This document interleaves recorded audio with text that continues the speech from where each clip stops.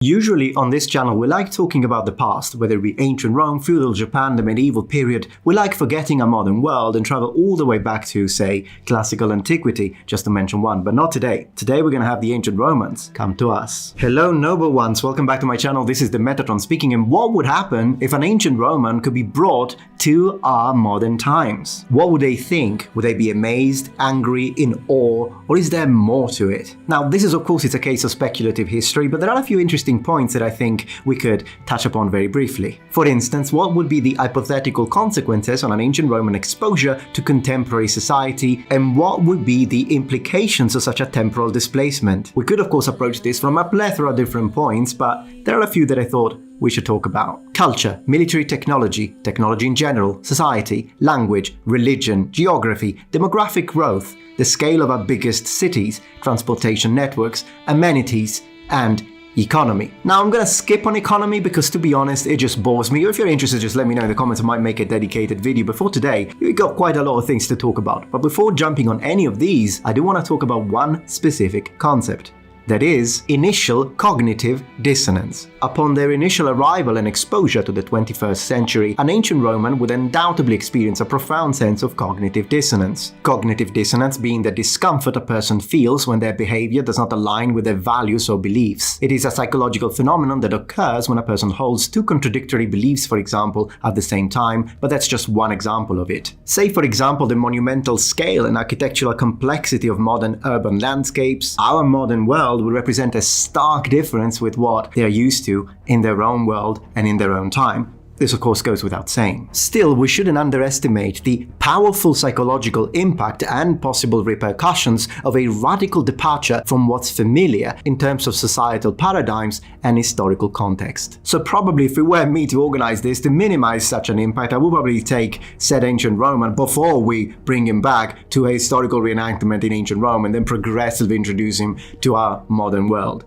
But talking about our modern world, starting with geography. It is my opinion that exposure to modern-day geography could be confusing for an ancient Roman, and we would have to divide it into physical geography and political geography. The explanation of the physical aspect of the world and all the different places that an ancient Roman wouldn't even know existed might be the easiest one to accept. At the end of the day, ancient Rome as a civilization, when it comes to their foreign affairs and endeavors, did absolutely push the boundaries of their territories, always seeking to reach faraway lands for commercial and military purposes alike. So perhaps as we are discussing the physical aspect of the world we know, I would ask the Roman two questions. Do you believe that there were more lands to discover? And how big do you think the world is? Now, when it comes to the political aspects of our modern geography, that would be so confusing to an ancient Roman. And depending on when this ancient Roman comes from, is he from the Republic? Is he from the Principate, so the early Roman Empire? Is he from the Dominate, so the late Roman Empire? I would imagine, depending on where they are from, their reaction to the fragmentary state of Europe, because I mean,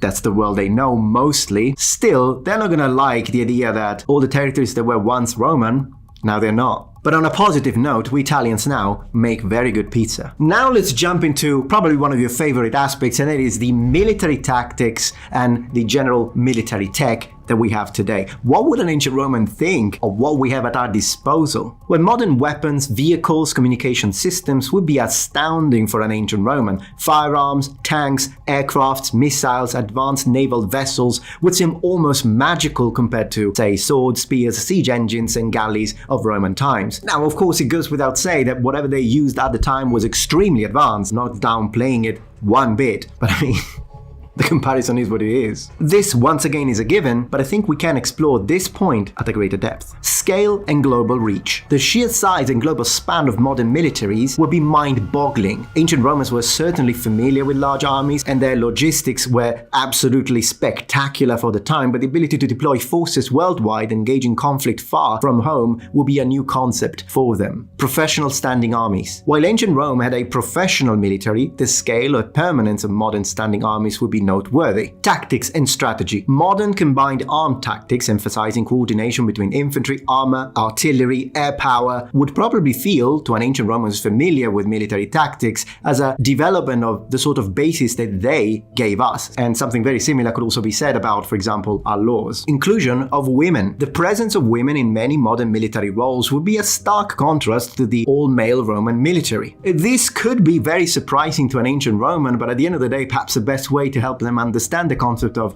combat and women would be to give them the example of their own gladiatrix, so the female gladiators. So basically, that's how I would explain it to an ancient Roman. I will tell them, hey, you guys had gladiatrix, great. We also have modern women involved in military tactics. And then as the Roman understands that the majority of warfare now is fought at a distance, I think they could absolutely wrap their head around it. Volunteers versus conscript forces. The Roman military transitions over time from a conscript army to a professional quote-unquote volunteer force. They did use both systems, although in different ways to modern nations. Therefore, not only the way we deploy a manpower, but also how we organize our armies might be intriguing but not completely alien to an ancient Roman. Weapons of mass destruction. I think the one aspect that would be most amazing for an ancient Roman to understand is the concept of weapons of mass destruction. So let's say that we were, for whatever reason, able to show them the power of not only an atomic bomb, an atom bomb, but even thermonuclear warheads. This would most likely have the ancient Roman believe that our generals, and perhaps who knows,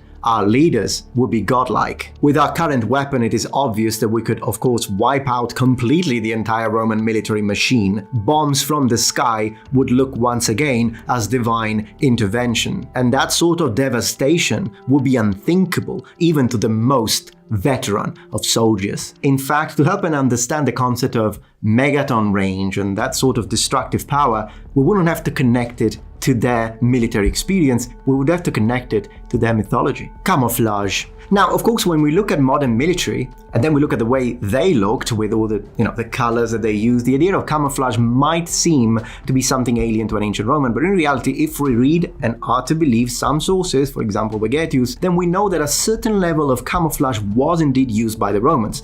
How, you say, considering the fact that the Romans mostly wore red during war, which is the exact contrasting or opposing color to green, which is the sort of background that they would have if they had forests or if they had grassland. But I'm not talking about the land military infantry, but I'm talking about the naval forces. In fact, we are told by Vegetius that a certain level of camouflage in, at least with the Roman navy in Britannia, was achieved by using blue shields, blue tunics, and even blue veils on their ships. So we would have to tell them that we apply the same concepts, but to our infantry. Now let's dive into religion. As we expose the ancient Roman to the modern religions that we have today and the way they are practiced with the temples, shrines, churches, and cathedrals, I think their reaction would very much depend on what sort of Roman we are getting. Are we resurrecting or reviewing or interviewing an ancient Roman from the Republican period before the times of Christ? Then, for example, their exposure to the idea that the majority of Europe, and definitely Italy for him, is Christian, wouldn't really make much sense. And we would have to explain that it's basically a religion that occurred or originated in one of the provinces that, once again, depending on what era you're talking about, he might not even know that the empire would reach. But if we are resurrecting a Roman who is from the Christian era, then very much would depend. Is this a Christian Roman, so a Roman who has already converted? Or is this a pagan Roman who is aware of the Christians, but at this time the Christians are just a small sect and he knows they are kind of somewhere in the provinces and he has heard of some people starting to convert in Rome, specifically in the city, but he knows that they are a very small religion in comparison to, for example, the traditional Roman god. So if it's the latter, so we're talking about a Roman who isn't Christian, then he's going to be really upset. He's probably going to be, oh my gosh, you're telling me that those small brackets of Christians actually ended up converting the entire empire, and even emperors will become Christians, and now no one believes in the ancient gods? He would probably be very upset knowing this sort of information. But if the Roman in question is a Christian convert, and we tell him, hey, you know the Christian religion that you have accepted back in the day when it was illegal and you needed to hide it? Well, guess what? Emperors will become Christians. All of Italy will become Christian. And when I say all, I mean majority-wise. And then, it's going to become one of the major religions in the world. And then you tell him the numbers, which again, massive difference because of demographic and the population of the ancient world. I think the Roman would be really happy. In fact, he would probably see it as a prophetic confirmation of the fact that he chose right. So it would be very fascinating. If it were me, I would resurrect one of each if I had the power and see and study their reactions. But I'm sure that the Christian Roman would love that sort of information. But regardless of which one we choose, there are still some socio-political aspects in connection with religion that could still surprise the Roman regardless of his own personal beliefs. For instance, not only the Roman would be interested in the dominance of monotheistic religions, which probably would sound incredible to them, the absence of Roman deities would sound strange and foreign, the global spread of religion, which of course in antiquity was spreading but not at the same rate. But I think the one that would impress the Roman the most would be the separation of religion and state. You see, in ancient Rome, there is a strong connection between religion, so the rites and celebration and rituals that they would have, and the state. I mean, the emperor himself is considered to be a divine successor or descending his authority coming from the gods. So the idea that today, in the majority of cases, exception being a few things, state and religion tend to be separated might sound very, very strange in the eyes of a Roman. Emphasis on personal belief. Another interesting aspect of the idea of how religion was lived in the classical period, regardless of which religion we choose, and how we live it today, is the focus on personal belief rather than communal or societal conduct. In other words, the emphasis on personal faith and doctrinal adherence in many modern religions would be a notable shift. Overall, an ancient Roman would probably find the modern religious landscape disorienting, due to the fact that his religion would be a state-integrated religious system, that the rituals of the religion would be in continuous connection with society as a whole, rather than single individuals. But they would definitely also find some areas of overlap, and probably we would have to build from those. Alright, let's touch upon languages, but only for a little bit. It is quite obvious that an ancient Roman would speak classical Latin, and that is a language that we have mostly reconstructed. If you want to hear what classical Latin sounds like, or if you want a deep analysis of this idea of what if an ancient Roman were to speak to us, how much would they understand of our modern languages, including, for example, Italian and English, and how much would we understand, including our best experts, of his way of pronouncing sounds? Well, I already have 2 videos dedicated to this on my second channel, Metatron's Academy, which is entirely dedicated to language and linguistic content in general, including theoretical linguistics, if that's something you're interested in. So I will leave links in the description. I won't dive too much into this idea of the differences between classical Latin and, for example, ecclesiastical Latin, or even modern Romance languages, but definitely there would be a language barrier, but a language barrier that I'm quite confident a modern linguist specialized in classical Latin will be able to overcome. And in fact, even if it was me, so not like a super expert of classical Latin, I wouldn't recommend myself, to be honest. Would rather recommend Luke Ranieri, link in the description to his channel. But even for someone like me, I think if I spoke to a Roman for half an hour, I would already write down so many notes, and it would be such a fascinating interaction to be like, oh, so he does pronounce the C as K like we thought, but he pronounces these vowels differently. Look at it, it's a lot closer than I thought, or it's a lot more open as a vowel than I thought. I would just write down all of these notes, it would be fascinating. But if you want to know more about this, links in the description. Society and culture. There are many things that have to do with a modern society and culture that would very much surprise a Roman, both on a negative sense, on a positive sense, and for a few things he would be like, possibly like neutral, more like, One of the things that might be strange is the idea of the absence of slaves. I mean, for a Roman, slaves are a given. In fact, so much so that having a slave would be seen as a positive thing. But if you had specific types of slaves, for example, Greek slaves, which were the most wanted because they were expensive, that would be seen as a great way to show the importance of your family. That is because, Greeks could read and write, they were generally speaking literate and considered smart slaves to have. So the idea that he would ask you, hey, you come from an important family, great, how many slaves do you have? It's possible that he would ask that, and the idea of not having slaves would be strange. But then again, if the ancient Roman were to see the way some people work, unfortunately, and how we are treated by our employers, he might look back and say, are you sure about that statement? Another thing that could look different is the concept of demographic and republican governments and the proportion of equal rights for all individuals regardless of societal status or gender. And these may challenge some of Romans' deeply integrated notions of societal order.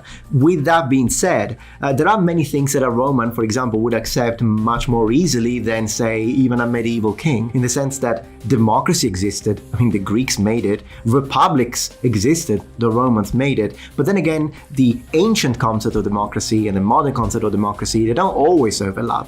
In the same way, the ancient way of how a republic functioned and then the modern way how a republic functions, once again, that have some areas of overlap, but they also function differently. So we would have to be careful how we use these words, because the moment we say, oh yeah, this country is a democracy, this country is a constitutional republic, I mean, they know what a constitution is, but they could have a completely massive misunderstanding because because they might expect certain things that would have existed in those sort of government systems we don't really do anymore. So that will be something interesting to talk about. Now, I do have a video dedicated to the difference between modern and ancient democracies, and I'm considering making one about the differences between modern and ancient republics. If you're interested, as you know, let me know in the comments. And if you're enjoying this video, why don't you subscribe, become a noble one, and click the notification bell. Thank you. Amenities. Contemporary conveniences and lifestyle adaptations might be something else that would surprise a Roman, but I think not exactly in the way most people would think. Of course, the idea of having to jump on a slow wagon, but being able to,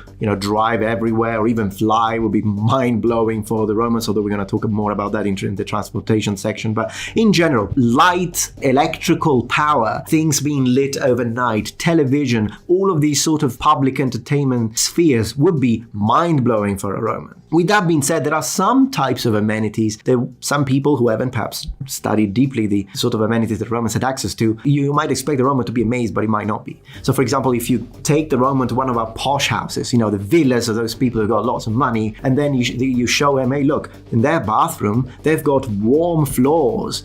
I mean, the Roman wouldn't be amazed. In fact, he might think the bathrooms are very small. That is because the ancient Romans, believe it or not, did have warm floors. And they achieved that through tunnels and gutters that would go underneath the ground, and they would have warm water constantly going back and forth in these areas underneath the ground, so that when you would walk, even if you weren't wearing, for example, shoes in an expensive and posh Roman villa, everything would be warm to the touch. They already had that sort of technology. And so there are some things that they might not be impressed by, but there are, of course, lots of amenities that they would be mind-blown for. Architecture. I think the concept of architecture, and then I'll kind of open a brief bracket when it comes to art, could be very surprising for an ancient Roman. Seeing how tall some of our buildings, like take a Roman to Manhattan, or some of these like Tokyo, or some of these Chinese cities, and also the idea of the materials that we employ, because the Romans were already quite advanced as a civilization when you compare them to, for example, Celtic civilizations or other barbarians, because rather than using wood, which is one of the characteristics of the sort of architecture that was common in other areas, for example, Germania Inferior, just to mention one, the Romans would build in stone, and there was a stark difference with other civilizations. So the idea that a different, and of course futuristic civilization would use different materials wouldn't be strange for a Roman to understand. But the moment we tell them, hey, the sort of material that you guys were using for swords and armor, so iron and steel, well, we use it to build buildings. Now our buildings are made of the same material that you use to make swords. I mean, that would be mind-blowing. And also this sort of, the skyscrapers, again, he would be most likely overwhelmed. And I wouldn't be surprised if a Roman had a panic attack if he came out of the underground, the tube, the subway, couldn't think of it, like a restaurant, and then he would see these buildings, he would probably think that we live in the age of giants. Now, when it comes to art, it very much depends. Because if you show him one of those very talented, ultra-realistic artists that are very popular on Facebook and that I tend to follow a lot, then yeah, he would definitely recognize their ability. But then if you show them some modern art, what sort of modern art I'm talking about, and then you compare it to the sort of statuary that they were capable of, and please remember that statues in period were painted and in full color. They weren't all white. He would probably think, what the heck is that? Good luck explaining that to an ancient Roman. And then showing the prices of some of these paintings when they just hit it with a little color and say, hey, $1 million, and he'd be like, you guys are crazy. And is he wrong? Technology. Personally, when it comes to the one aspect that would amaze a Roman the most, I think tech would be it. And it's once again one of those things that would, in his mind, connect us to the level of gods. As the Roman further explores the technological marvels of the modern age, they would encounter a plethora of innovations that would appear to verge on the realm of sorcery. Say, the ubiquity of smartphones, computers, and global internet infrastructure would present an unprecedented level of connectivity and information accessibility that might even be too complex for a Roman to understand. Imagine the idea of instantaneous communication, having to explain that to someone who is used to sending a letter or a package, which, the Romans had a postal service, so it's not like they wouldn't understand postage, but then he would have to wait months as the person just takes, a horse, take forever, and then change the horse at a near postal station. They did this, but imagine that, and then tell him, hey, look at this, message sent, it reached Germany. Oh, they spoke back. He probably wouldn't believe you. Transportation. The level of sophistication of ancient Roman transportation, interconnectivity and communication systems when it comes to logistics, I think should not be underplayed, and it's something that they would be very proud of. But the moment they see what we're capable of today when it comes to motorized vehicles, both in war with like armor and all of that stuff, but also in everyday life, it would be something staggering for a Roman to experience. Not only because of the speed and the power of these machines, that is the obvious part, but also for how much we rely on them. I mean, an ancient Roman would walk so much more than we do. Probably they would think we are incredibly lazy, and it's possible that they would think that, they would probably give us advice and tell us, hey, it's not healthy for you to just sit down all day long and then you stand up just to sit down again on one of your machines that then takes you to, well, like, you guys sit down too much. And I think that a Roman would think that, and good luck walking somewhere with a Roman. He would never get tired. For you, depends where you're from. The concept of flying would be the craziest one. Helicopters would look like mythological creatures. He would probably be scared to death. Automation could be incredible to consider with the massive container ships and port facilities that we have. However, on a negative side, a Roman might be appalled of the consequences of our technology when it comes to the level of pollution of our cities. It is in fact possible that he would notice, even when it comes to the air quality, there is something wrong. Overall, I think the experience of an ancient Roman would be really difficult to fully predict, and these are of course just speculative ideas and thoughts. And if I did forget to mention something, or there was something that is coming right now to your head, please feel free to share it in the comments, and perhaps I could make an episode too if you find this sort of speculative discussions interesting. But in general, I want to thank you for taking the time to watch this video, and I hope that you enjoyed it. Thank you so much for watching, and remember, the Metatron has spread his wings. Goodbye.